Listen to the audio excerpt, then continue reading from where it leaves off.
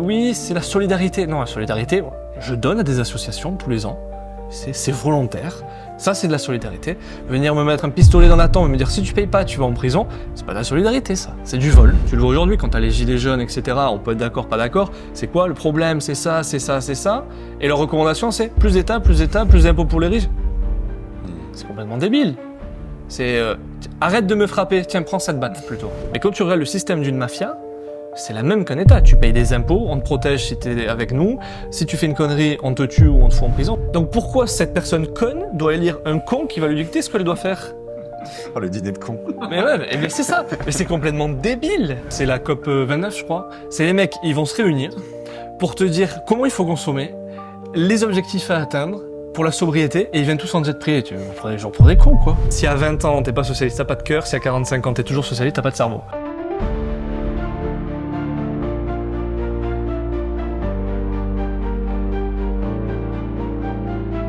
Et en gros, les questions, c'est quoi Voilà, t'as combien de bitcoins? Ok, on démarre comme ça, tu veux que je... Ouais, d'accord. La dernière fois que j'ai regardé, d'ailleurs, je pourrais montrer sur le téléphone, hein, je suis sur le Ledger Live, si vous voulez. Mais comme ça, vous verrez que je suis pas un mytho. Non, en gros, on a... J'ai du BTC Cash. Non, parce qu'en fait, on investit tout, on fait tout ensemble avec Céline, donc voilà. On a Bitcoin. Et en plus, comme je vous disais quand on mangeait, c'est que voilà, si on regarde le portefeuille, c'est vraiment 100% Bitcoin. et je montrerai. Ok. Donc t'es un vrai bitcoiner. Ouais. C'est beau. Même si, bon, on aura peut-être l'occasion d'en discuter, il y a plein d'arguments avec lesquels je suis pas forcément d'accord, et ça sera l'objet d'ailleurs de l'intervention. Mais à la base, oui, sur les crypto-monnaies, je reconnais que il y a beaucoup de bêtises, pour rester poli, par rapport à ce qui se fait traditionnellement. Et c'est vrai que le Bitcoin propose quelque chose qui est quand même beaucoup plus solide, on va dire, par rapport à ce qui se fait ou ce qui se propose à côté, quoi. Mais je pense qu'on peut sauter direct les deux pieds dans le plat là-dessus, et puis après peut-être embrayer sur toute la partie toi qui t'importe beaucoup, c'est la liberté, l'école autrichienne.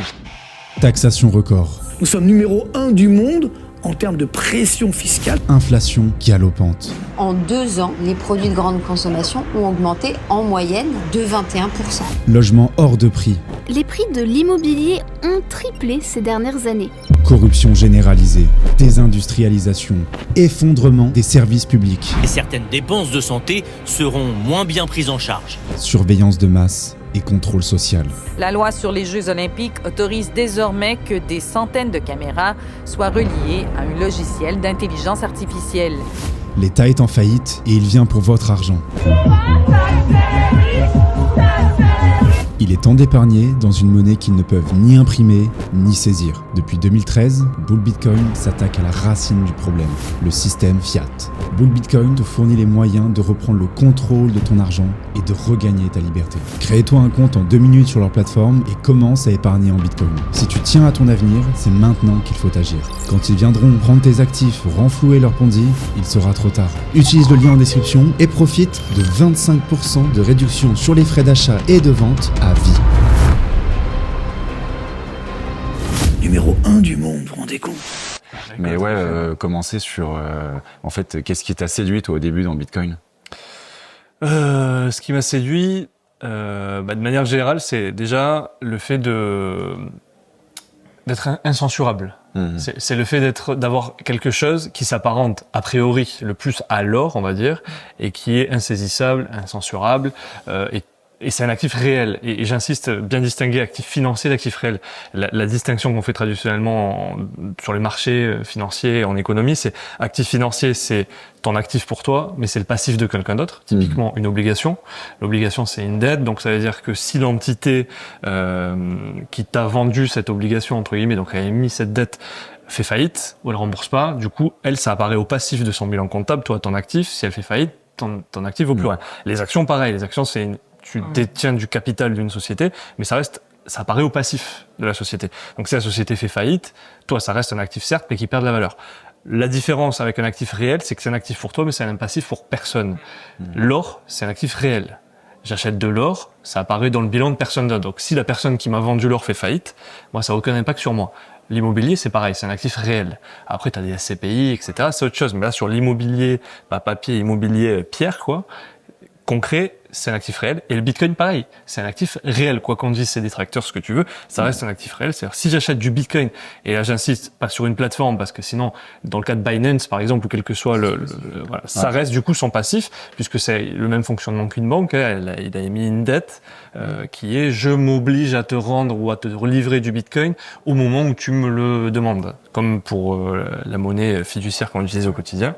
Dans le cas de Bitcoin, du coup, c'est un actif réel. Donc ça m'a aussi séduit. Et donc le fait que ça s'apparente a priori le plus à l'or numérique, pas totalement sur certains aspects, je suis pas totalement d'accord sur le fait que c'est de l'or numérique, on pourra en rediscuter. C'est mieux que de l'or numérique. Il y a des choses qui sont peut-être mieux, oui, sur notamment le fait de pouvoir être transporté facilement, rapidement, etc. Après, il y a d'autres choses qui sont pas comme l'or. Typiquement, l'or, quand il prend de la valeur, t'incites les mineurs à éliminer, tu vas créer plus d'or. Dans le Bitcoin, c'est pas la même chose, peut-être tu incites les mineurs à miner, mais dans ce cas-là, c'est la difficulté qui va augmenter, et donc finalement, ça sera toujours la même chose. En moyenne, du coup, tu vas avoir ta difficulté qui va augmenter, et tes blocs, finalement, c'est toujours la même chose, quoi. Mais du coup, tu augmentes, entre guillemets, la sécurité, ou il faut davantage de personnes pour pouvoir corrompre le système. Exact. Mais du coup, tu n'auras pas cet effet stabilisateur de l'or qui est, parce que le prix augmente, j'augmente l'offre, pour m'ajuster à cette demande, parce que si le prix augmente, c'est la demande augmente, j'augmente l'offre et je stabilise le prix. Le Bitcoin, c'est pas le cas. Si la demande augmente, comme l'offre est très peu élastique, donc elle va pas fluctuer de la même manière que la demande, du coup, c'est le prix qui va augmenter. Ça, c'est pas le cas du coup de l'or. Mais bon, ça c'est autre chose.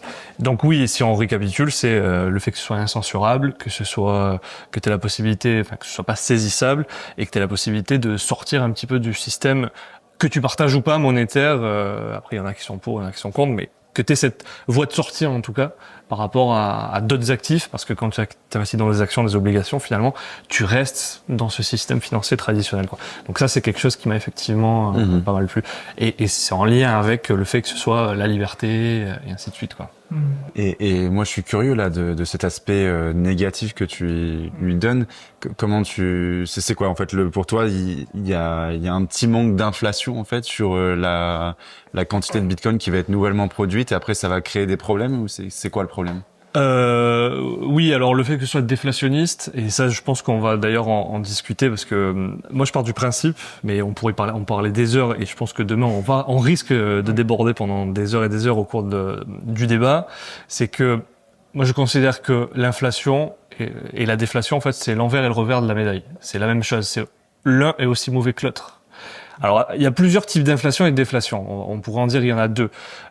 Et dans ce cas-là, l'inflation, ce type d'inflation n'est pas mauvais non plus. C'est-à-dire que si c'est une inflation qui vient par un excès d'émission monétaire, je suis totalement d'accord, c'est une aberration. Si c'est une déflation qui vient par une restriction monétaire, je trouve que c'est mauvais également, et on pourra en discuter pourquoi. Par contre, si c'est une inflation qui est due au fait que il y a une pénurie, parce qu'il y a un mauvais temps, la récolte est mauvaise, etc., il faut qu'il y ait de l'inflation, c'est un signal prix. Mais ce signal prix vient pas du fait que j'ai mis un excès de monnaie, ça vient parce que le marché indique qu'il y a eu une mauvaise récolte, donc il faut augmenter les prix pour pouvoir ajuster ensuite à la demande, etc. Ça, c'est totalement sain, et à mon sens, il ne faut pas s'opposer à ce type d'inflation. Donc tout type d'inflation n'est pas mauvais. De la même manière, tout type de déflation n'est pas mauvais. Si c'est une amélioration des process, une amélioration technologique, une amélioration de la productivité, très bien, il faut qu'il y ait de l'inflation, les prix doivent baisser parce qu'il y a cette amélioration qui fait que les prix baissent. Et d'ailleurs, sur les prix de l'informatique, on le voit bien, au cours du temps, l'informatique, quoi qu'on en dise, est de moins en moins cher. Avant, tu payais la mémoire, ça prenait toute la pièce et ça coûtait une blinde. Aujourd'hui, sur un petit disque, tu es 256 gigabits. Avant, ça prenait énormément de place. Donc, il y a eu de la déflation et c'est très bien. Maintenant qu'il y ait une déflation qui est due à la restriction monétaire, je considère que c'est mauvais parce que ça ne vient pas du marché, ça vient du fait que arbitrairement, on considère qu'il ne faut pas augmenter la masse monétaire. Or, la monnaie, ça reste une marchandise comme toutes les marchandises. Si demain, il y a beaucoup de personnes qui demandent des iPads, par exemple, Apple, il va être incité à produire plus d'iPads. Et donc, pour ajuster l'offre à la demande. Et pourquoi l'inflation, mais on en rediscutera plus tard, pourquoi l'inflation, je considère la déflation, pardon, est mauvaise quand elle provient d'une restriction monétaire? Pour la simple et bonne raison que on peut nous dire, oui, mais du coup, il faut que les prix s'ajustent, les prix vont s'ajuster sous sa baisse. Ouais, mais en fait, c'est faux. Tous les prix vont pas s'ajuster à la baisse. Pourquoi? Parce qu'il y a des prix qui sont plus ou moins rigides, d'autres plus ou moins flexibles. Je donne un exemple tout simple. Le loyer, t'as un loyer, un contrat, ce que tu veux. Et il y a beaucoup de contrats qui sont négociés sur du long terme. Ça peut être des contrats sur les prix de l'électricité, sur le gaz, ce que tu veux, qui sont négociés sur le long terme. Si tu leur dis aujourd'hui, ça coûte 100 € et on fixe ce prix-là de 100 € parce que c'est pour le calcul économique, c'est important de pouvoir se projeter sur une monnaie stable. Donc moi, je considère qu'une bonne monnaie, c'est une monnaie stable. Ni d'inflation, ni déflation. Sauf si c'est la bonne inflation, bonne déflation, dans le sens que ça vient du marché. Et du coup, si on négocie un contrat, on se dit, ça vaut 100 €, sans unité monétaire, ça peut être de l'or, du bitcoin, ce que tu veux. On va dire 100 € parce que comme ça, on se comprend tous. Et que dans 10 ans, en fait, ces 100 €, ça a l'équivalent d'un pouvoir d'achat qui a augmenté. Ben, du coup, ça veut dire que cette personne qui avait fait son calcul économique, ses calculs de marge, etc., finalement, elle est en train de débourser beaucoup plus que 100 €. Sauf que cette personne, elle a des coûts de production, des coûts d'acquisition, ce que tu veux. Si cette personne, elle n'arrive pas à négocier ses coûts de production à la baisse également, finalement, sa marge de bénéfice, elle se réduit, non pas parce que le marché ne veut plus demander de ses produits, de ses marchandises, etc. Dans ce cas-là, cette entreprise devrait faire faillite, parce qu'effectivement, il y a moins de demandes, donc ses marges de bénéfices se réduisent, mais parce que on a arbitrairement décidé qu'il fallait pas augmenter la masse monétaire en fonction de la demande. Et donc, tu vas condamner à la faillite des entreprises, alors même que le signal du marché n'était pas du tout dans ce sens. Okay. Mais du coup, par rapport à ça, moi, ma question, c'est comment tu ajustes la masse monétaire dans Exactement. Et c'est là, justement, où demain, je comptais l'expliquer, c'est qu'il y ait une base monétaire qui soit, a priori, fixe, finie. On parle bien de Bitcoin, là. On essaie d'expliquer pourquoi Bitcoin pourrait quand même fonctionner malgré les critiques que tu lui en fais. Exactement. Par exemple, Bitcoin, ou l'or, traditionnellement, ce qui se faisait, mais on va dire Bitcoin. Moi, je considère qu'une monnaie, parce que après, il faut bien se comprendre. Aujourd'hui, on parle de monnaie. Pour moi, une monnaie, c'est un actif réel, d'accord ? C'est le passif de personne. Or, Bitcoin, ça peut être une base monétaire. Ça, c'est une monnaie. Maintenant, aujourd'hui, ce qu'on émet, notamment la banque, etc., ce sont des substituts monétaires. Elles s'obligent à donner de la monnaie à la personne qui le réclame, à vue, et au porteur. Au porteur, la personne qui vient avec les billets, à vue au moment où elle le désire. Cette personne-là, du coup, ce que je disais, c'est que comment on ajuste l'offre monétaire ou de substitut monétaire à la demande monétaire. Ben, c'est justement tout l'intérêt de la banque qui est là pour dire j'augmente du coup cette masse monétaire, mais attention, quand elle émet un crédit à l'actif, elle émet en même temps, elle augmente aussi son passif. Et donc cette banque, elle n'a pas une capacité d'augmenter de manière illimitée cette masse monétaire qui sont les substituts. Pourquoi ? Parce qu'en même temps qu'elle a émis à l'actif, elle a émis au passif. Donc elle se met en faillite aussi potentiellement si elle n'arrive pas à respecter ses engagements. Maintenant aujourd'hui, pourquoi ça se passe pas ? Parce qu'il y a une banque centrale, il y a un État, et ça c'est totalement différent. Et c'est pour ça que quand j'entends monnaie dette, système fiat, c'est mauvais, etc. Je dis, attends, on mélange tout. Il faut pas tout mélanger. Monnaie dette, ça a toujours existé. Ça, je l'expliquerai. Ça a toujours existé, la monnaie de dette. Même pendant les talents or, une banque, elle a jamais reçu des certificats, elle a jamais émis des certificats comme Rothbard, etc. C'est totalement faux. Une banque. Qu'est-ce que tu entends par certificat ? Prouver qu'elle a bien toutes ses réserves. Voilà. Une banque, elle a jamais reçu de l'or et émis en contrepartie un certificat qui atteste comme quoi tu as bien mis 10 onces d'or, 100 onces d'or chez elle. La banque, elle a jamais fait ça. La banque, ce qu'elle fait, c'est, elle vient, elle dit, je te prête de l'argent, et en contrepartie, je m'oblige à te rembourser sous la forme d'or. Charge à elle d'avoir cet or pour pouvoir te rembourser. Maintenant, le problème, mais bon, après, je vais tout spoiler, le problème, c'est en réalité, c'est la problématique, en fait, mais c'est de la comptabilité de base. C'est une divergence dans les échéances. C'est-à-dire qu'une banque, et d'ailleurs, on le voit sur un bilan comptable, je le montrerai demain, c'est qu'une banque, elle a à l'actif, un bilan, en fait, on l'organise sous forme degré de liquidité à l'actif et degré d'exigibilité au passif. Une banque, elle a des actifs très peu liquides à l'actif. Juste pour clarifier, ça veut dire c'est la rapidité avec laquelle tu peux l'avoir pour le donner à la personne, voilà, pour le revendre et le liquider. Exactement, ben c'est ça, c'est le cas de le dire, c'est que la liquidité, c'est la facilité avec laquelle tu peux acheter ou vendre un actif sans que son prix ne soit trop impacté. Okay. Et le problème, c'est que la banque a des actifs très peu liquides, à très long terme, et en contrepartie, elle a des passifs très liquides, très exigibles rapidement, à vue, les dépôts. C'est ça le problème. C'est pas un problème d'avoir des réserves ou pas des réserves. Qu'est-ce qu'on en a à foutre ? Si moi, tu viens, tu me réclames mon or, et j'ai un actif très liquide, que je peux directement revendre à quelqu'un pour avoir de l'or en échange et te rembourser. Il est où le problème? Maintenant, la problématique, c'est que justement, j'ai pas forcément cette capacité de revendre rapidement cet actif pour te rembourser en or ou en bitcoin ou ce que tu veux.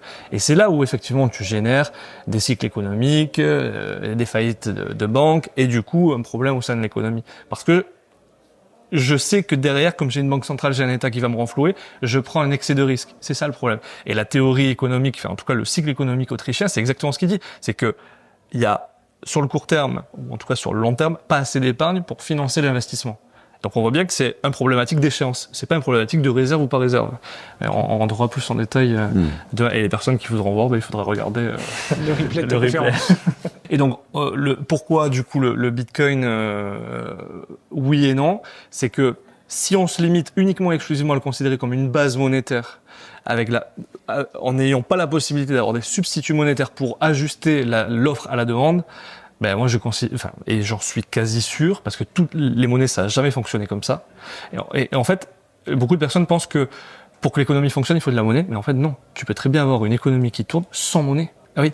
Et à la base, quand tu regardes, et je vous recommande le livre 5 000 ans d'histoire de Michael Graeber, il explique donc 5 000 ans d'histoire, 5 000 ans de monnaie, la dette, etc., comment ça fonctionne. Et les anthropologues l'expliquent très bien, et maintenant les historiens aussi l'ont démontré, c'est que tu peux très bien avoir des échanges au sein de l'économie sans monnaie. Et en fait, on lui dit souvent, la monnaie vient en fait contrecarrer la problématique du troc. Bah non. Donc tu fais de la dette, quoi, du coup. Mais ça a toujours été comme ça. Scriptural, là, sur les bien tablettes. Sûr, à la base, ça a toujours été comme ça. Mais bien sûr, ça a toujours été des reconnaissances de dette à la base. En fait, ce qu'il faut savoir, c'est que à la base, moi, je produis par exemple des céréales. Toi, tu produis des œufs. Le problème, c'est que moi, mes céréales, je vais les produire dans 3 mois parce que c'est pas encore le temps. Toi, tes œufs, tes poules, elles les produisent tous les jours. Bon, moi, je veux des œufs. Et toi, tu veux mes céréales. Comment on fait? On peut dire oui, il y a la monnaie qui intéresse. Mais non, parce que on est dans une petite communauté, on se fait confiance. Je dis, mais écoute, c'est quoi? On écrit sur un papier que je te dois X kilos de blé, donne-moi les œufs, je te les rembourserai dans 3 mois. Moi, ce papier-là, toi, t'as bien épargné, puisque tu consommes pas tant que je te livre pas mon blé. T'as bien épargné, on est d'accord? Sauf que j'ai un petit papier, je peux aller te le donner, te dire, écoute, tu as ce petit papier, pas moi, puisque moi j'ai pris tes œufs. T'as ce petit papier, et c'est ton pote, et tu lui dis, écoute, moi, ton lait de vache, je le veux maintenant. Bon, qui devient mon créancier? Toi. Et moi, je suis ton débiteur. Il n'y a pas eu de monnaie à ce moment-là. On a créé une sorte de nouvelle, un substitut monétaire. Un substitut monétaire. Et on est d'accord que tu as épargné, et si tu lui refourgues le papier, c'est toi qui as épargné, parce que t'attends que je te rembourse. Donc on voit bien que c'est pas un problème de réserve, c'est un problème d'échéance. Parce que moi, sur ce papier, si je te dis, je te rembourse quand tu me le réclames, mais que j'ai pas encore produit mon blé, là, c'est problématique. Donc la problématique, c'est les problématiques d'échéance. Pas de réserve de 100%, de réserve fractionnaire où je reste poli mes cacahuètes, parce qu'il faut arrêter, c'est n'importe quoi. Donc voilà, ce que je veux dire, c'est que ces chambres de compensation, et au lieu de prendre, parce que c'est complètement débile d'échanger de la monnaie à chaque fois, tout le temps. Mais c'est quand même une grosse galère, ton système. Pas du tout. Au contraire, c'est encore beaucoup plus simple. Parce que Mais c'est pas mon système, c'est le système historiquement, comment il s'est déroulé. Hein. Ouais, mais on voit aussi qu'au fur et à mesure, on en est sorti. Oui. Parce que quand même, avoir un intermédiaire d'échange. On n'en est jamais sorti, en fait. On n'en est jamais sorti. En fait, ce qui s'est passé. On utilise un intermédiaire qui est plus liquide que tout le reste, que les gens veulent obtenir. La transition, justement, elle est venue à la base. Sur les petites communautés qui se font confiance, ça marche comme ça. Oui, quand tu changes de communauté, là, il faut être actif. Par contre, pour pouvoir faire des échanges internationaux, on fait pas forcément confiance. Et là, on fait venir la monnaie au milieu ou pour solder des dettes. Mais on dit que la monnaie est là pour éteindre une dette. Elle est pas là pour faire des échanges, elle est là pour éteindre une dette. Donc tu vois une... Parce que moi, j'essaie de visualiser, ça veut dire que dans le sein de la communauté, on peut quand même transacter avec de la monnaie ou de la dette. À la base, majoritairement, de la dette. Pourquoi? Parce que c'est complètement... À la base, pourquoi on n'utilisait pas la monnaie? Parce que déjà, au début, en tout cas, c'était lourd. Ça peut s'éroder. Ouais.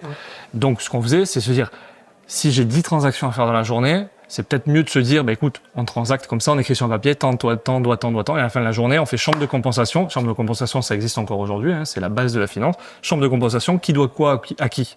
Et on solde ça avec de la monnaie. Mais ce que je comprends pas, c'est comment tu résous avec ton système le problème de la double coïncidence des besoins et comment tu mesures en fait? Parce que là, en fait, c'est une sorte de troc que t'as poussé un peu plus loin, que t'as liquéfié, qui est plus liquide, mais au final, tu échanges toujours des œufs mais papier, des poulets papier. Et comment tu dis un papier de poulet, un papier d'œuf, les deux. C'est là où effectivement la monnaie vient pour être une unité monétaire. Ça sert d'unité de compte. Exactement. Okay. Exactement.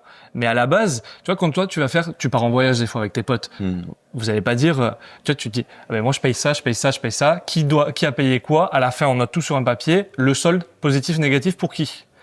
Si toute la journée tu dis, ah ben tiens, t'as payé ça, ah ben tiens, je te donne ça. Toi t'as payé ça, ah ben tiens, je te donne ce que je te donne. Non. On note à la fin. Donc en fait, t'as créé une dette tout au long de la journée. Au final, ta dette, elle est quand même inscrite. Enfin, par exemple, on va prendre l'exemple des vacances. J'ai payé la voiture, il a payé l'hôtel. On va noter sur le papier, pas hôtel, voiture, on va noter la valeur en unité de compte monétaire. Voilà. C'est pour ça que la monnaie est une unité de compte et elle vient solder cette dette. Ok, donc c'est un tricount. En fait, c'est un tricount.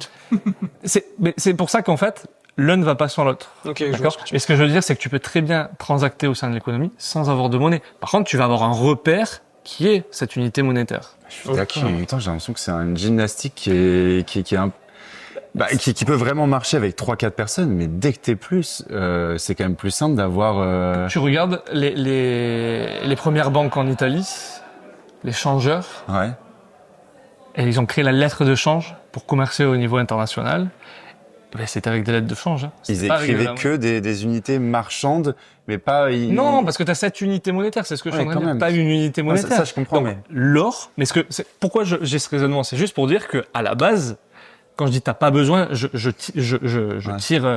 j'extrapole exprès pour trimer. Ça m'énerve. Voilà, exprès pour que tu ouais, mais j'ai l'impression quand même que les deux ils sont tellement liés que ce raisonnement à la limite, à la marge, il est presque impossible. Bah non, mais il est possible et c'est ce qui s'est passé depuis toujours. C'est-à-dire que même en étalant or, une banque elle émet une lettre de change qui est acceptée par tous, billet on va l'appeler, voilà, et elle s'engage à te livrer de l'or. Mais toi tu utilises pas l'or au quotidien. Oui. Non mais ça je comprends tout à fait. Hein, mais sauf que ta monnaie, juste au fond tu attends de l'or. Exact. Voilà. C'est pour ça que je dis. La monnaie, elle vient justement liquider sa dette. Et c'est un repère. Mais quand je dis t'as pas besoin de monnaie dans l'absolu, c'est qu'à aucun moment dans tes échanges t'as forcément besoin. Oui, par contre, faut qu'il y ait quand même une monnaie qui existe comme unité de compte. Exactement. Et qui plus est, c'est mieux si c'est un truc du style l'or et pas un bon. Voilà. Et là, pourquoi effectivement l'or ou le bitcoin ou quoi? Parce qu'il faut que cette monnaie soit difficilement reproductible, entre guillemets. Il faut qu'elle soit fongible. C'est-à-dire, je peux la mélanger, que tout le monde puisse l'utiliser. Il faut qu'elle soit durable et que, tu vois, si c'est du gaz, si c'est de l'eau, bon, voilà. Si c'est de la viande, ben, ça va pourrir. Donc, il faut quelque chose qui puisse durer dans le temps.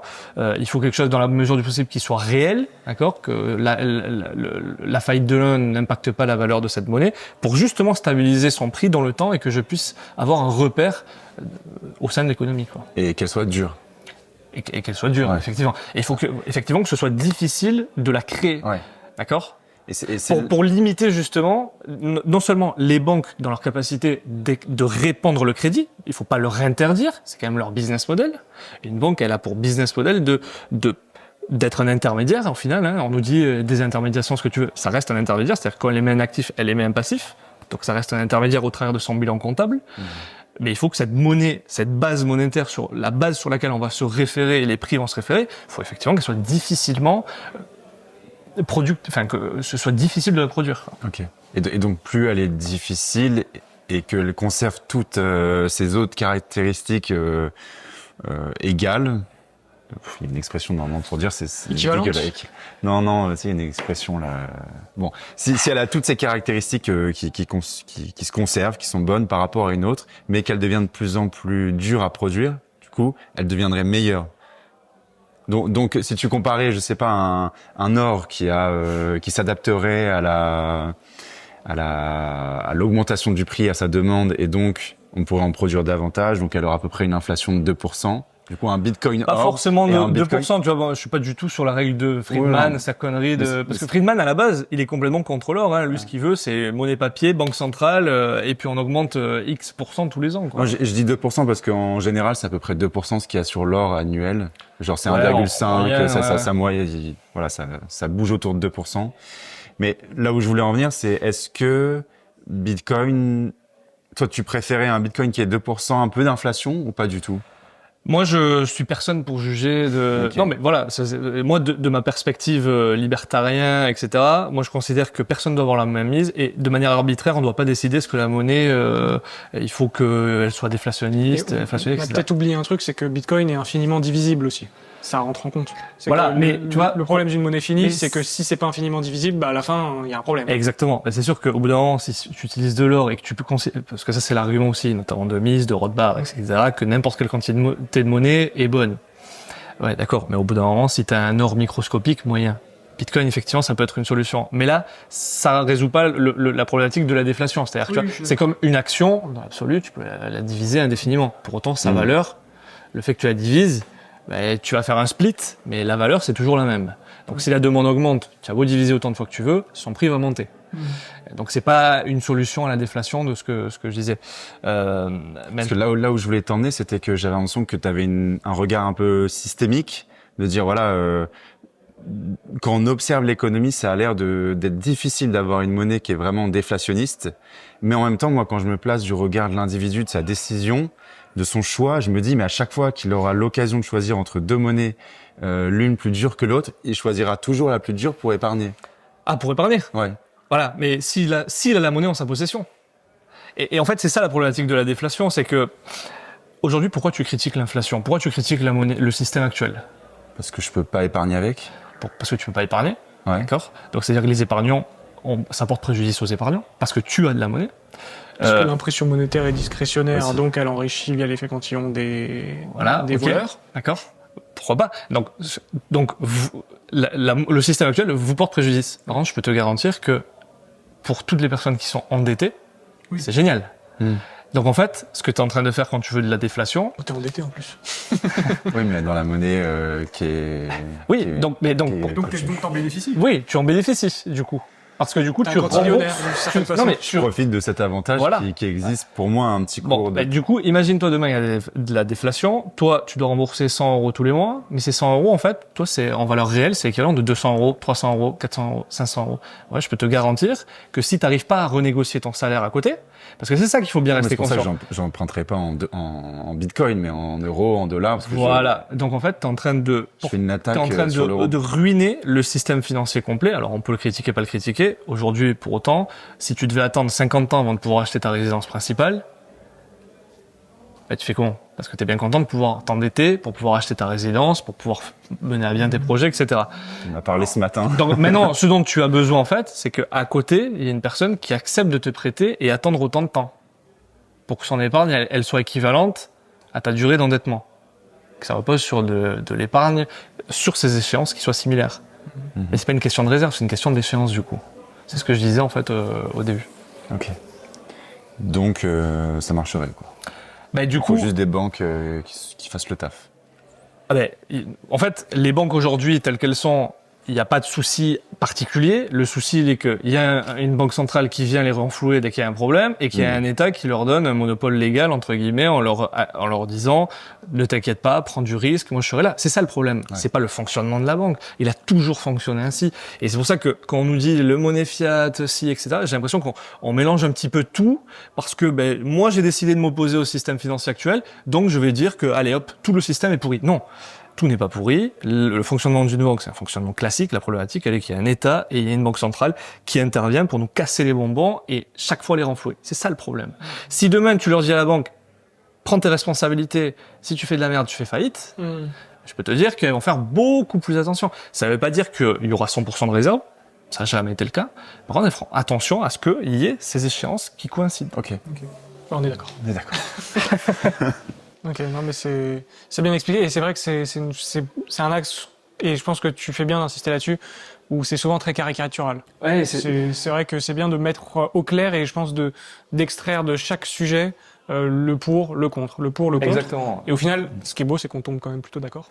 Parce que ça tombe sous le sens d'une certaine façon, je trouve. C'est ce que je disais avec Céline qui se trouve hors caméra, c'est que la problématique c'est que moi, j'entends hein, que on devienne, et il y a beaucoup de personnes qui peuvent devenir Bitcoin maximalistes parce qu'elles critiquent le système, etc. Et je trouve que c'est bien de critiquer le système. De toute façon, il faut remettre en question, même quand il y a des croyances établies, il faut le remettre en question parce que peut-être qu'on se trompe, etc. Moi, le premier, quand j'ai démarré, j'étais 100%, réserve 100%, tous les banques, c'est n'importe quoi, etc. Mais bon, j'avais pas de notion en comptabilité. Après, je me suis informé, je me dis, attends, maintenant je commence à comprendre actif-passif, comment ça fonctionne, degré de liquidité, degré d'exigibilité. Ça tient pas trop la route maintenant, ce que je pense. Et effectivement, et quand tu lis Rothbard, Jesus Schwartz-Choto et tous les mecs comme ça, c'est évident. Tu dis, putain, mais ils ont raison. Mais ouais, mais parce que j'avais pas de connaissances en comptabilité. Maintenant, quand après j'ai commencé à essayer de diversifier et de remettre en question ça, que j'ai commencé à avoir des notions de comptabilité, je me dis, quelque chose qui cloche. Donc c'est bien effectivement de remettre en question. La problématique, c'est qu'après, effectivement, comme tu disais, on tombe dans la caricature. Tout est mauvais, c'est là. Presque marxiste à la fin. Eh ben exactement. The ruthless critique of everything. Et l'exemple typique, c'est que les mecs de 100%, tu dis, mais les gars, en fait, vous vous rendez pas compte que vous dites libertaire, mais vous êtes en train de vouloir obliger à ce qu'on fonctionne d'une certaine manière qui s'adapte à votre idéologie. Mais c'est lunaire le truc.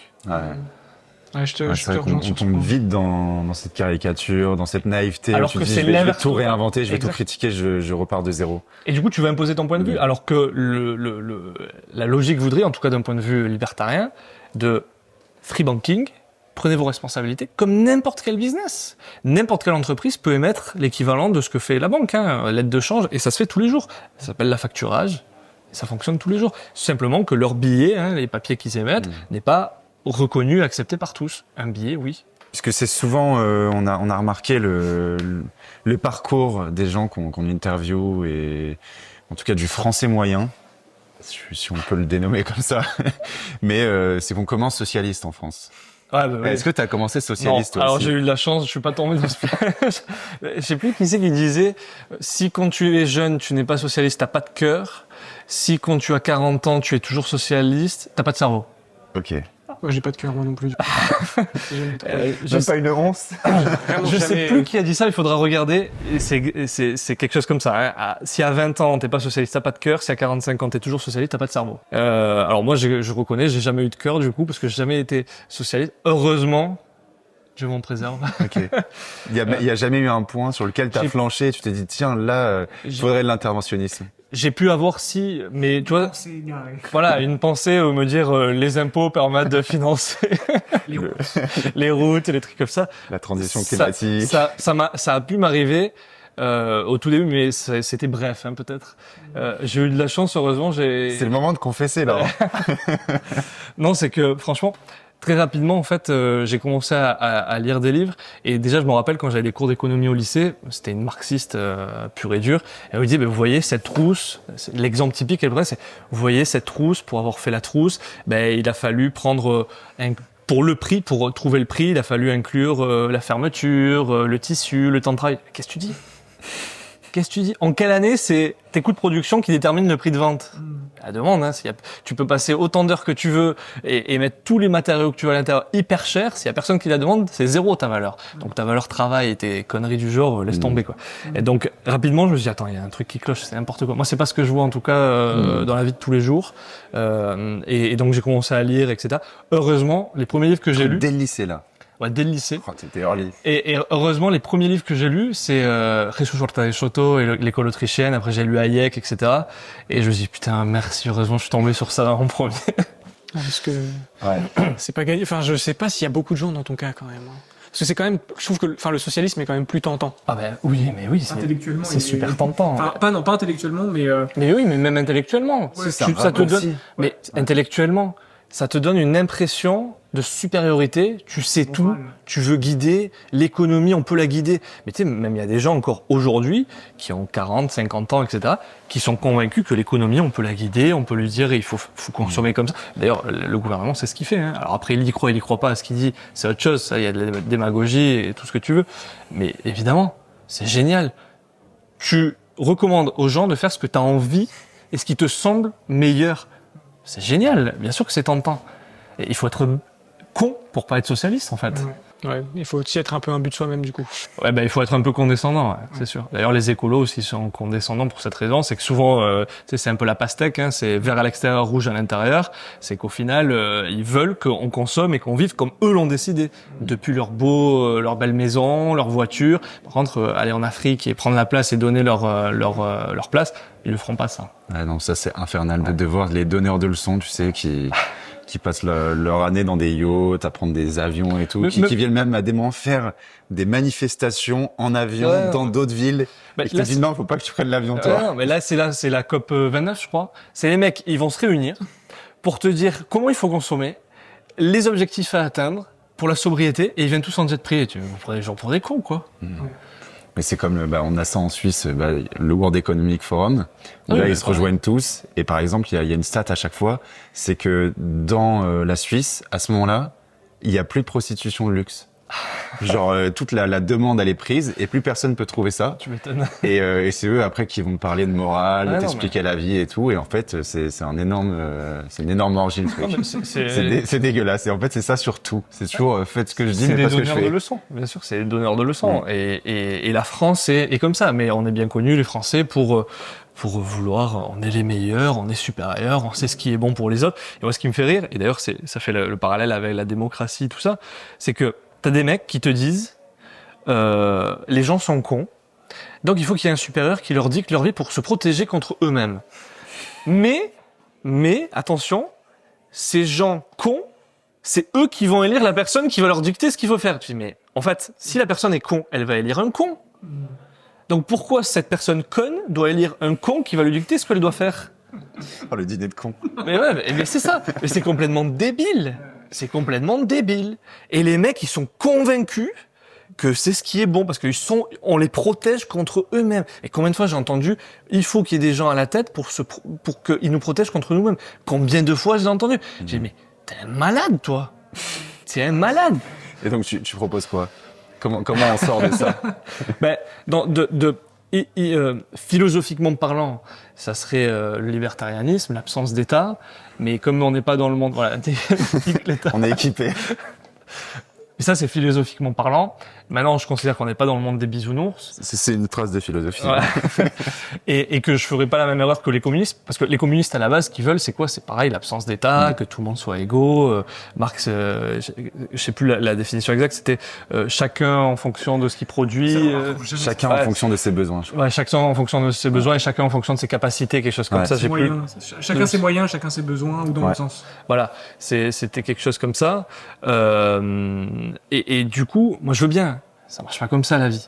Tu le veux ou non, le monde des bisounours, ça marche pas comme ça. Et donc, dans l'idéal, c'est vrai que ça serait l'absence d'État, que tout le monde puisse s'organiser, etc. Mais eux, c'est sans propriété privée. Hein. Il y a quand même ce détail qui change tout. Bien sûr, attention, bien sûr. La différence, c'est que nous, on est pro-propriété privée. Ça marche. Et d'ailleurs, oui, la propriété privée fonctionne.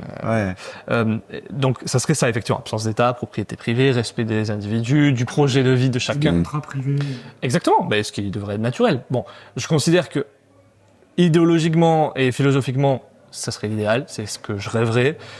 Je considère que pas tout le monde est OK, pas tout le monde partage les mêmes idées, et que tu le veuilles ou non, au bout d'un moment, il y aura forcément un système où il y aura les dominants qui vont vouloir prendre le dessus. De manière, c'est inhérent au système. D'ailleurs, il y a Against the Grain, c'est un livre, en français c'est Homo Domesticus, qui explique la naissance des premiers États. Et en fait, c'est quoi? C'est tout simplement, c'est ça, c'est que les dominants essayent de prendre le dessus et de créer un État centralisé pour organiser la société en fonction de leurs objectifs. La mafia, c'est quoi en fait? C'est un État qui est non légalisé. Hein. Un État, et d'ailleurs dans le livre il explique très bien, c'est qu'un État, c'est une mafia officielle, légalisée et acceptée de tous. Mais quand tu regardes le système d'une mafia, c'est la même qu'un État. Tu payes des impôts, on te protège si t'es avec nous. Si tu fais une connerie, on te tue ou on te fout en prison, mais pas jusqu'à récemment on te tuait si tu faisais une connerie aussi, hein, peine de mort. Et dans certains États, on te tue. On a un système de famille avec les plus grands qui vont régner sur les autres. t'as des impôts, etc. Voilà, c'est la même chose. Sauf qu'il y en a un qui est légal. Mais je pense quand même que ça joue vraiment dans les deux sens. Parce que souvent, on a tendance à blâmer celui qui est le fort, qui prend la position de supérieur. Mais en fait, j'ai l'impression qu'il y a autant le comportement dans l'autre partie des gens en fait qui attendent ça. Et comme tu le disais avec la démocratie, c'est ça. Non, mais des gens qui ne veulent pas avoir de responsabilité, qui ne veulent pas prendre des décisions. C'est ça, prendre des décisions, ouais. Choisir. C'est pas facile. Il y en a plein qui préfèrent se remettre à quelqu'un et dire choisis pour moi. Et parce que tu dois prendre ta responsabilité. Et quand tu prends ta responsabilité, c'est que tu reconnais que si t'as fait une connerie, c'est ta faute. Or, c'est beaucoup plus facile de dire j'ai pas pris de décision. S'il y a un problème, c'est ta faute. Donc c'est toi qui as fait la connerie. Et c'est tellement facile. Et d'ailleurs, tu le vois aujourd'hui quand t'as les gilets jaunes, etc. On peut être d'accord, pas d'accord. C'est quoi le problème? C'est ça, c'est ça, c'est ça. Et leur recommandation, c'est plus d'État, plus d'impôts pour les riches. C'est complètement débile. C'est arrête de me frapper, tiens, prends cette batte plutôt. Voilà. Donc, idéalement, ça serait ça. Maintenant, de manière réaliste, je pense que ce serait difficilement réalisable et ça serait plutôt du minarchisme, un État, ou en tout cas dans une première phase, réduire au maximum dans le régalien dans un premier temps et laissez-nous tranquilles, quoi. Okay. L'utilisation de la tronçonneuse. L'utilisation de la tronçonneuse. Javier Milei, pourquoi pas. Okay. Et d'ailleurs, tu vois bien que pour l'instant, en tout cas, c'est en train de très très bien se dérouler en Argentine. Tu suis l'Argentine? J'essaie de suivre un petit peu. Ouais. Ok. Tu valides? Je valide totalement. Alors, j'ai juste un truc avec quoi je valide pas sur Javier Milei, c'est qu'il veut mettre en place ce qu'on appelle la banque Simons, qui est le réserve 100%. Et que ça, alors, mais ça, on pourra peut-être en parler demain au débat. C'est que il veut faire ça. Parce qu'il veut détruire la banque centrale de l'Argentine. Voilà. Moi, je pense que c'est très bien il faut brûler la banque centrale. Alors, je pense que dans un système libre, une banque centrale pourrait exister. Sous la forme de chambre de compensation. Donc, elle serait limitée par les réserves qu'elle a à l'intérieur, que ce soit de l'or, du bitcoin. Donc, elle peut sauver une banque, certes, mais dès qu'elle a plus de bitcoin, dès qu'elle a plus d'or, c'est elle qui fait faillite. Donc, elle fonctionnerait comme une chambre de compensation. Une banque de banques, si tu veux. C'est-à-dire une banque qui ferait des transactions pour les banques. Il n'y a rien de mal à ça. Je pense que dans un système libre, ça pourrait très bien exister. Et ça a existé. Il y avait des organisations de banques qui étaient là pour faire les transactions entre les banques. La banque s'occupait en fait des citoyens, si tu veux, transactions des citoyens, et la banque des transactions entre les banques. Parce qu'un citoyen a peut-être un compte dans la banque A et l'autre dans la banque B. Et donc, plutôt que de transférer d'une banque à l'autre, c'est cette banque supérieure, banque centrale, qui note en fait, chambre de compensation, comme on disait, qui note tac, tac, tac, tac, telle banque doit tant à telle banque, et à la fin de la journée, on compense et on liquide les dettes, quoi. Ça pourrait exister, il n'y a pas de mal à ça. Maintenant, c'est le système actuel tel qu'il est créé, la banque centrale, qui est une banque publique, on nous dit la Fed est privée. On dit comment elle fonctionne, la Fed, et tu verras qu'elle n'est pas privée, elle est publique dans toute sa splendeur. La BCE est publique dans toute sa splendeur. Le capital de la BCE est détenu par les banques nationales, qui sont elles-mêmes détenues par les États. Donc tout ça pour dire que effectivement on était sur l'État. La banque Simons la banque Simons sur Javier Milei, mais le fonctionnement serait différent parce que comme il est dollarisé, finalement ça serait comme des banques corresponsables, je sais plus comment on dit, corresponsales, je sais plus comment on dit en français. Correspondante. Ouais, banque correspondante, merci, qui en fait pourrait continuer d'émettre puisqu'il n'y a pas de 100% aux États-Unis, donc finalement tu limites un peu le truc. Mais à part ça, le reste, j'approuve totalement Javier Milei. Ouais, bah nous aussi. Non, c'est vrai que en fait, c'est pour moi, c'est à la fois très risqué parce que je me dis, c'est un peu le représentant mondial des libertariens. D'ailleurs, il disait le premier président libertarien de l'histoire. Donc le problème, c'est que si ça passe pas, j'ai peur qu'on ait plus beaucoup de cartouches dans le reste du monde parce qu'on aura un précédent pour dire ah oui, ça n'a pas marché. Bon, tu vois bien que ça n'a pas marché en URSS et qu'il continue à appliquer. Bon point. C'est vrai. Non, mais c'est vrai. Donc c'est ma seule crainte. Et c'est vrai que c'est une discussion qu'on a eue avec Stéphane Gère, qui est un libertarien français assez connu, et qui nous disait, c'est vrai que par contre, il a au final rien de vraiment très libertarien, il fait avec ce qu'il a, c'est-à-dire il essaie de couper dans les dépenses de l'État, mais il met pas du tout en place un système libertarien, au sens où on l'entend quand on en discute.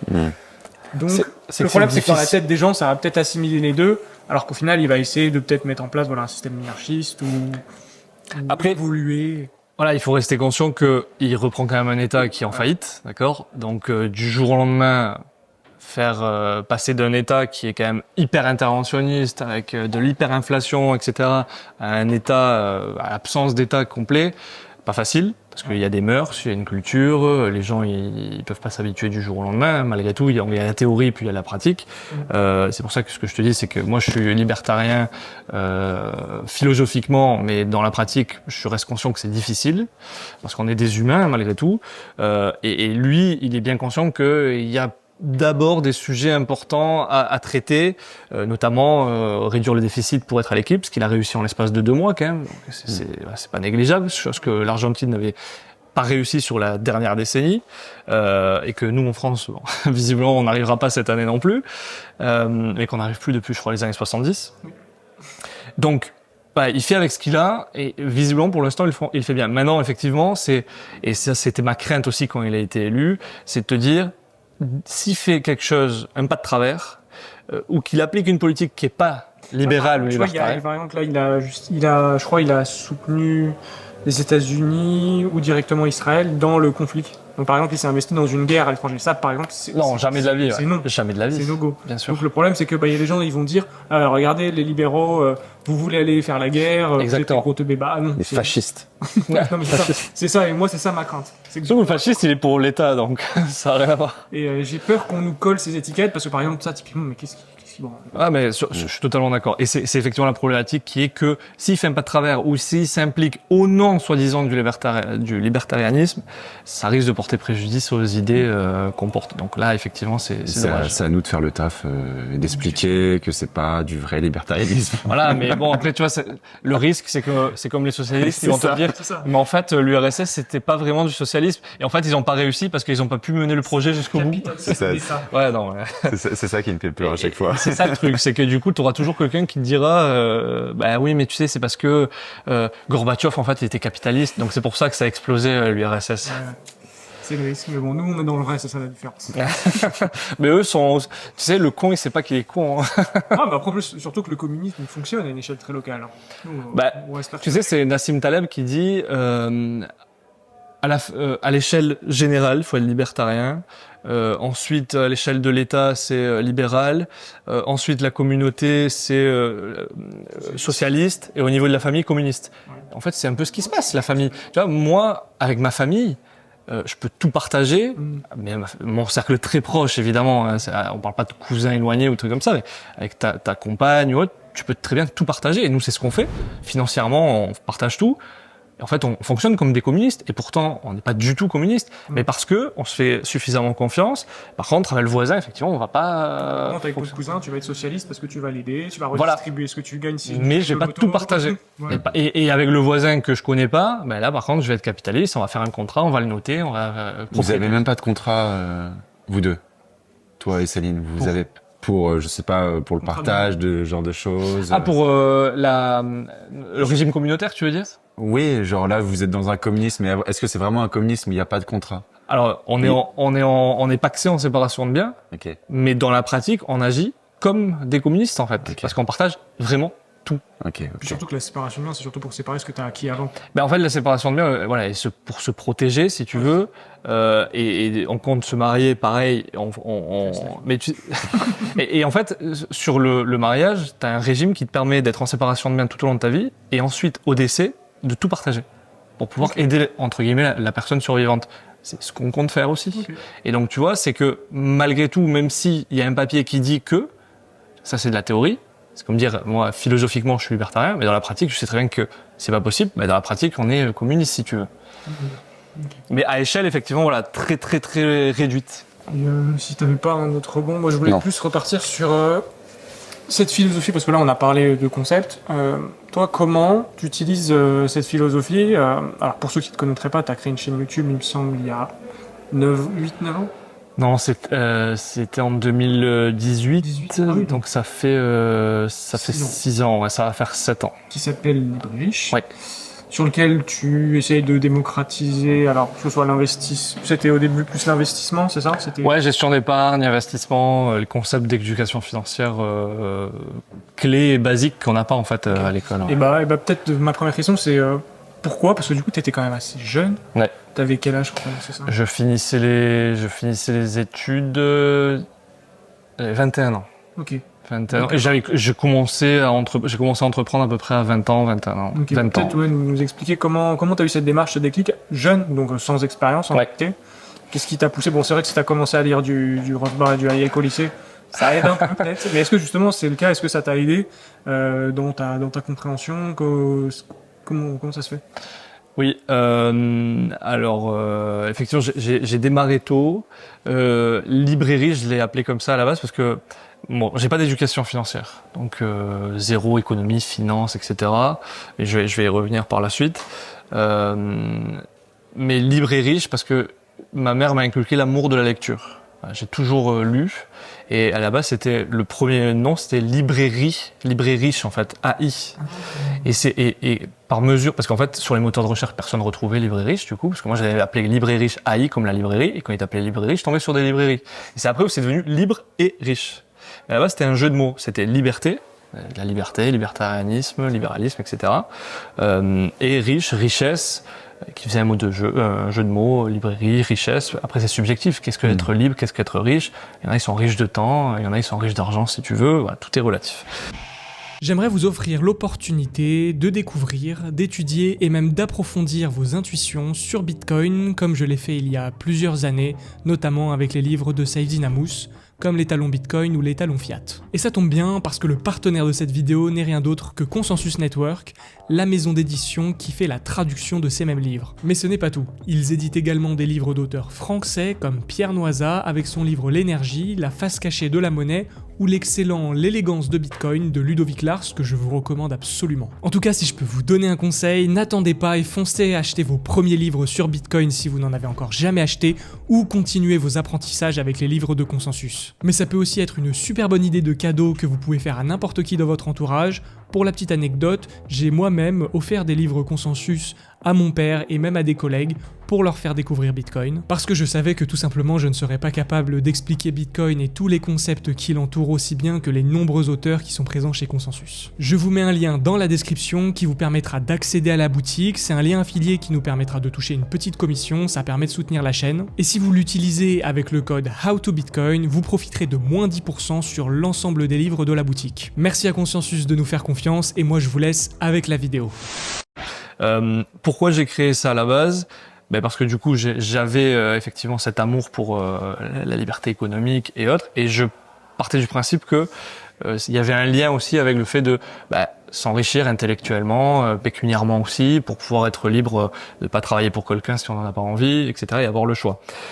En fait, je disais, j'ai pas eu d'éducation économique, j'ai été éduqué par une mère seule. Mon père m'a mis à la porte quand j'avais 12 ans à peu près, il m'a mis 2 fois à la porte, j'ai essayé de le revoir, après il m'a remis à la porte. Et j'ai vu ma mère trimer, éduquer 3 garçons en âge d'adolescence, cumuler 3 emplois. Et donc quand j'ai vu ça, très rapidement, je me dis putain, j'ai pas envie de reproduire. Non pas que je remercie ma mère, tout ce qu'elle a fait, etc. Et je lui ai toujours dit, t'es mon modèle. Enfin, tu toujours travaillé, etc. Et elle a toujours mis un point d'honneur, de dire non, je pourrais avoir des aides, etc. Non, je travaille, je montre à mes enfants qu'il faut travailler pour se débrouiller dans la vie. Et quand moi j'ai vu ça, je me dis putain, c'est beau. Enfin, je veux travailler aussi. Par contre, je veux travailler et ne pas me retrouver dans cette situation. Et pour ça, j'ai vu quoi? J'ai investissement et entrepreneuriat. Donc très rapidement, je me suis dit putain, comment je peux faire? Et c'est là où je me suis dit j'ai commencé à voir investissement immobilier, investissement en bourse, comment je peux faire? Et donc j'ai lu sur le sujet, je me suis informé. Je finissais mes études de droit, et j'ai fini mes études de droit en Espagne, et à la Complutense de Madrid. Et j'avais un cours, ça s'appelle Derecho Mercantil, c'est droit des affaires. Et j'ai étudié en fait la bourse d'un point de vue juridique, comment fonctionne la bourse, parce que c'est très encadré par les lois. Et c'est là où je dis putain, je suis tombé amoureux du truc, j'ai commencé à m'informer comme jamais. Et je me suis entre guillemets reconverti sur la gestion de patrimoine. J'ai fait un master de gestion de patrimoine avec un DSU de gestion d'actifs et de fortune, et j'ai passé l'AMF, l'autorité des marchés financiers certification. Et c'est là où j'ai commencé à parler sur le sujet. Et comme on dit, j'ai toujours adoré expliquer, avoir un peu cette âme pédagogue, on va dire. Et quoi de mieux pour apprendre que d'expliquer? Souvent, quand on explique, on apprend. Et moi, pour moi, en fait, ça me servait en même temps d'apprendre, et j'expliquais. Et j'adorais ça.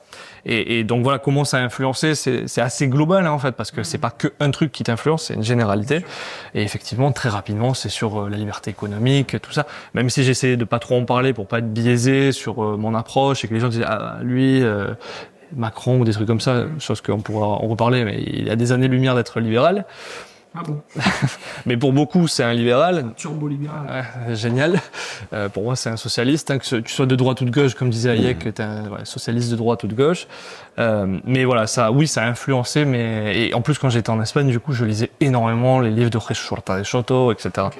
Donc oui, ça m'a beaucoup influencé sur ma manière d'appréhender, de voir les choses, etc. Quoi. Et justement, toi qui adhère à l'utopie libertarienne, vu que c'est loin, on est vraiment très loin de ce monde. Comment est-ce que t'envisages l'investissement et comment est-ce que tu navigues tout ça en te disant on est dans un système pourri, mais le but c'est pas d'être utopiste et de mourir utopiste, c'est d'être dans le concret et de se tirer vers le haut, d'être de plus en plus riche en temps quand on veut, mais de toute façon ça passe par une certaine liberté financière. Au final, c'est contre-intuitif parce que même des fois, moi, j'ai ce sentiment de me dire, le monde il est pourri, mais au final, il faut quand même coller au réel. Et comment tu l'as envisagé et par quels moyens t'es passé, quels états? La première des choses, c'est entreprendre. Après, c'est moi parce que je suis comme ça. J'ai horreur qu'on me donne des ordres. Okay. Je déteste ça. Donc, t'as jamais été salarié du coup? Non. Okay. J'ai fait un stage de 4 mois dans une banque, ça m'a cassé les couilles, je me suis taillé. Céline est témoin, ils m'ont gavé et en fait, je suis parti avant la fin. Horrible. Et je me dis, mais j'avais de la vie. Déjà, en plus, je gagnais déjà de l'argent par mes activités que je faisais à côté. Ça aide, ça. Hein. Et je gagnais déjà plus que ce que je faisais avec eux. Je me dis, mais cassez-vous, j'arrête de travailler avec vous, vous m'avez saoulé, quoi. Et donc entreprendre pour être libre et de pouvoir faire mon emploi du temps comme je veux. La grande partie, c'est que on pourrait dire mais t'es pas libre, t'es esclave de tes clients, etc. Et c'est vrai que je travaille beaucoup. Je travaille du lundi. Esclavagisme choisi. Voilà, c'est choisi. Donc c'est déjà le fait de pouvoir choisir. Ouais. Tu vois, je travaille du lundi au dimanche. On va s'entraîner le matin, on se lève à 5h, on va s'entraîner, on rentre de 9h jusqu'à des fois 22h, on peut travailler, quoi. Et on mange 1 heure, etc. Donc par contre, on travaille beaucoup, mais ça me plaît tellement, en fait. Donc voilà, c'est ça, déjà, entreprendre. Et après, d'investir le maximum possible. Après, moi, comment j'investis? Financier, quand c'est du financier, majoritairement en bourse. Et après, quand c'est de la dette, immobilier, parce que faire usage de effet de levier, c'est pratiquement que de l'immobilier. Et Bitcoin, en réalité, ça représente une petite partie, en fait. C'est une petite partie du patrimoine, mais qui, dans un objectif de diversification, est intéressant. Mais tu vois, aujourd'hui, c'est pour ça que moi, j'ai assez du mal avec le fait, est-ce que ça deviendra une monnaie ou pas? C'est que beaucoup de personnes le voient comme un actif d'investissement plutôt qu'un actif monétaire. Et la plupart des personnes ne veulent même pas le dépenser. C'est parce qu'aujourd'hui, c'est pas une monnaie pour moi. C'est un projet de monétisation. Peut-être qu'il se monétisera, effectivement, et là, peut-être ça sera la monnaie dure qui sera le sous-jacent d'un substitut monétaire, comme on parlait au début, peut-être. T'as investi dans la monnaie de demain. Parce que dans le projet, quoi. Tu penses pas que est-ce que tu penses d'ailleurs que si Bitcoin commence à se monétiser comme ça, il va pas, du coup, absorber le premium monétaire qu'il y a sur les actions, sur l'immobilier, sur l'art, ce qui fait qu'on a des théories très bullish. Parce que si tu commences à absorber tous ces premiums monétaires, ça peut vite partir dans la stratosphère. Est-ce que tu penses que c'est un scénario possible ou probable? C'est-à-dire que... par exemple, aujourd'hui, l'immobilier. Ouais. L'immobilier, aujourd'hui, sa fonction principale, c'est l'investissement, c'est plus de loger les gens. Quand tu vois la telle bulle sur laquelle on est... Ouais, mais au final, quand tu t'investis, la finalité, c'est quoi? Oui, mais justement, t'investis pour préserver le fruit de ton travail. Donc... Oui, mais... C'est parce qu'on peut plus l'épargner, surtout. T'investis dans un stock qui génère du flux. Et donc, pour qu'il génère du flux, il faut bien que tu loges les personnes. Donc, au final, la finalité de l'immobilier, c'est certes d'investir dedans et d'épargner à l'intérieur pour pouvoir loger. Donc, tu rends un service. Oui, mais il y a quand même une grande part de l'immobilier qui est pas forcément je veux épargner dans l'immobilier pour me générer un flux, mais c'est plus j'ai de l'argent, mais j'ai pas le droit d'épargner parce qu'il y a de l'inflation et que, en fait, mettre de l'argent sur un compte, ça revient à perdre de l'argent. Donc, il faut que je trouve un substitut. C'est-à-dire des actions, de l'immobilier ou que sais-je. Donc c'est ça qu'on désigne comme premium monétaire, c'est-à-dire pas par choix de l'actif, mais plus par dépit de il faut que je dépense ma monnaie dans quelque chose. Et il y en a, ils le font via la consommation aussi. Bien sûr. C'est le rêve des keynésiens. Ah oui. Ils sont à l'ouest. Et du coup, la question c'est, est-ce que du coup ces actifs perdraient de la valeur par rapport à... Est-ce que tu penses que le Bitcoin va les absorber? Alors pas entièrement, on n'est pas utopiste à ce point. Est-ce que tu penses qu'il va vraiment absorber capter une part de cette valeur qui part en trou en fait sur ces marchés? Et surtout, en plus, on le verrait peut-être pas en mode ils vont vraiment perdre de la valeur, mais c'est juste que les prochains euros imprimés, ils iront plus dans l'immobilier, mais plutôt ils vont se déverser dans Bitcoin. Et donc relativement, voilà, la taille de Bitcoin va augmenter toujours davantage que celle de l'immobilier. Alors, pour être tout à fait honnête, je me suis pas forcément penché sur la question, mais d'une réflexion rapide, c'est que si moi je t'achète, enfin, pour que le Bitcoin prenne de la valeur, c'est que je l'achète. Si je l'achète à quelqu'un. Parce que quelqu'un, il en fait quoi de ses sous? La contrepartie. Parce que s'il y a un acheteur, il y a un vendeur. Donc celui qui a vendu, il en fait quoi de ces sous-là? Par exemple, je t'achète du Bitcoin et tu me renvoies des euros. Si tu m'achètes du Bitcoin, tu reçois des euros en échange. Donc moi, je suis acheteur de Bitcoin. Et toi, tu es acheteur d'euros, hein, d'une certaine manière, quoi. Je suis débile. Pourquoi pas? Et du coup, t'en fais quoi de ces euros? Après, je peux les dépenser. Imagine, moi, j'avais du Bitcoin, je veux les dépenser. Du coup, peut-être que tu vas racheter des actifs. Est-ce que c'est de l'immobilier? Est-ce que c'est des actions? Quel effet ça aura du coup? Tu veux dire que les euros, ils restent là, ils vont quand même se redéplacer. Ils vont pas disparaître. Oui, mais ils peuvent baisser en valeur relativement tout le reste. Si à chaque fois les gens, le gap, c'est l'effet de marché, quoi. S'il y a plus de vendeurs que d'acheteurs, au final, le prix descend et donc l'euro en fait perdrait en valeur. Oui, mais du coup, tu valoriserais les actifs alternatifs type immobilier seraient valorisés comment? Avec d'autres choses comme Bitcoin. Voilà, donc finalement, sa valeur, ça serait toujours la même, sauf qu'elle serait valorisée en Bitcoin. Parce que les gens voudraient acheter en Bitcoin, du coup, maintenant, ce bien immobilier. Ok, oui, je vois ce que tu veux dire. Prenons l'art, par exemple.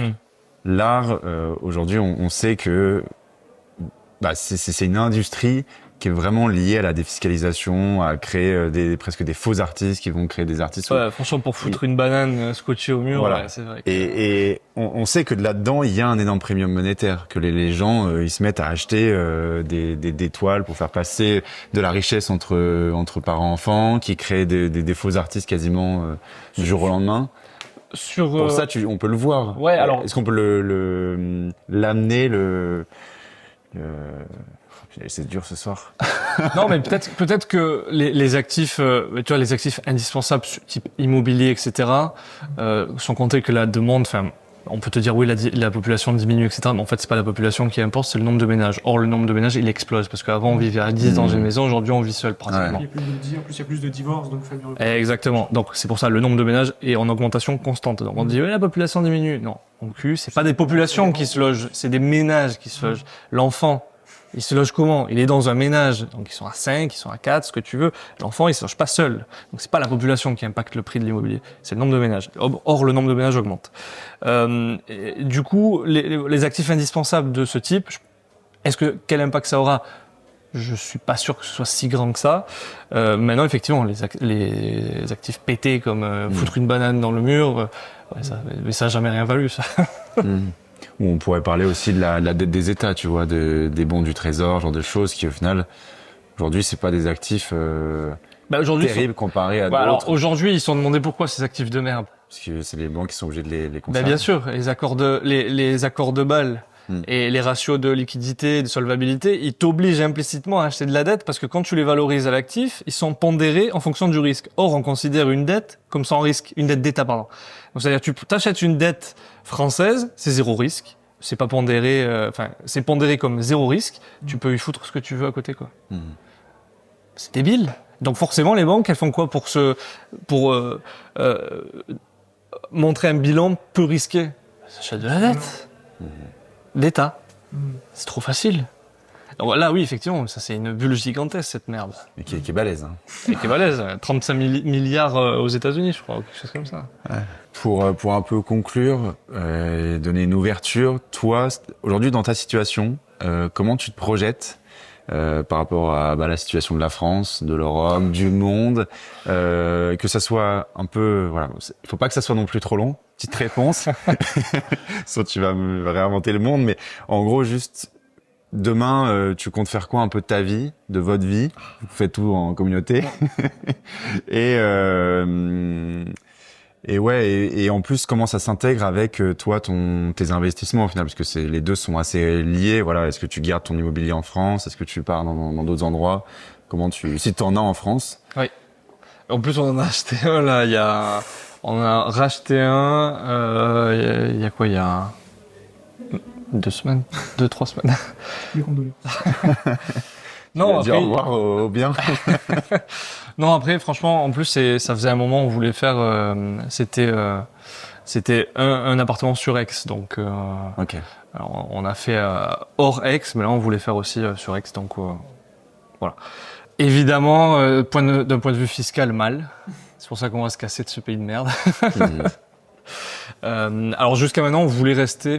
Non, ça fait un moment, on s'est toujours dit on restera pas en France, mais on n'avait pas forcément. C'était pas hyper pressé entre guillemets. Puis on est quand même bien là où on est, à côté de Aix, c'est super bien, etc. Maintenant, la tournure que ça prend d'un point de vue fiscal, déjà on l'a vu avec le PLF, le projet de loi de finances. Certes, la plupart des amendements n'ont pas été adoptés, mais c'est rien que le fait de se dire putain, ils ont déjà franchi ce pas on l'envisage. C'est la fenêtre d'Overton. Ouais.